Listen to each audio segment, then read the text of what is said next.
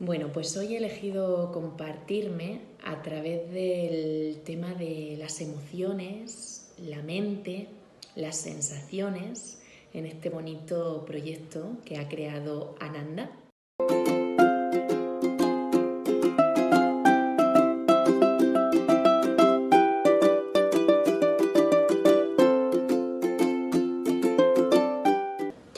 Hay muchas personas que a día de hoy hablan del tema de es que una emoción me atrapa y no sé cómo salir de ahí.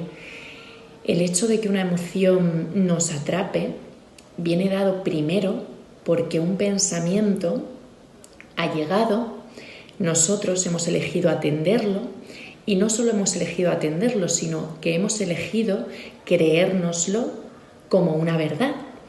Y esa verdad trae una emoción. Si yo, por ejemplo, elijo creerme que mi pareja al mirar a otra persona se está enamorando de ella y ya no me quiere a mí, todo eso son pensamientos, es parloteo de la mente. Mi pareja lo único que ha hecho ha sido un acto neutro, que ha sido mirar a otra chica que iba caminando por la calle, pues porque le ha podido llamar la atención, porque le parece mona, pues como igual puedo mirar yo a otras personas. El acto en sí es neutro.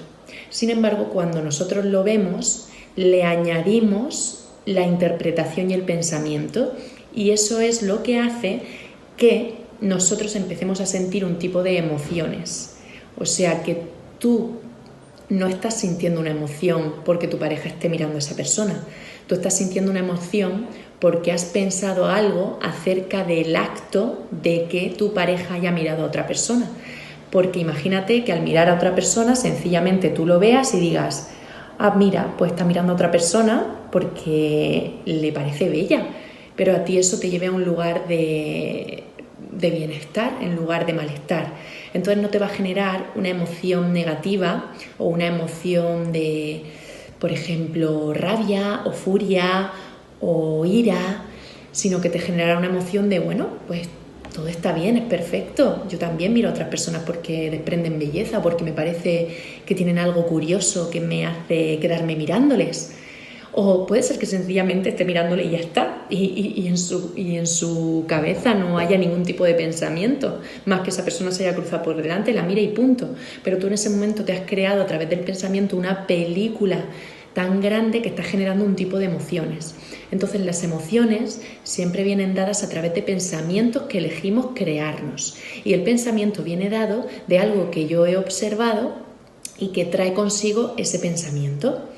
Entonces, lo que yo os propongo, lo que yo nos invito es a que en el momento en el que se está manifestando el pensamiento tengamos la capacidad de disociarnos, de separarnos, de observar ese pensamiento que está siendo dado y elegir que yo no soy ese pensamiento, soy el observador del pensamiento. Puedo mirarlo, puedo atenderlo, puedo tomar presencia y respirar en ese momento y decir, wow,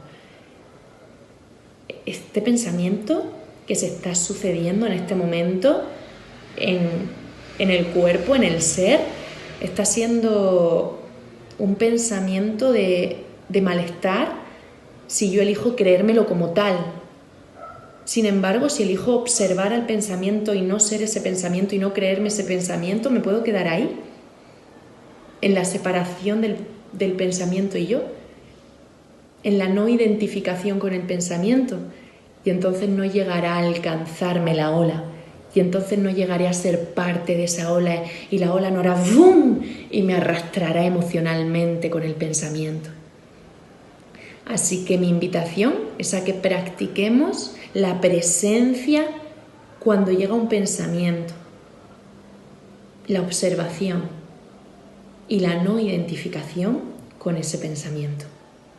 Y entonces queda lo que soy, la presencia, el amor, la extensión de Dios.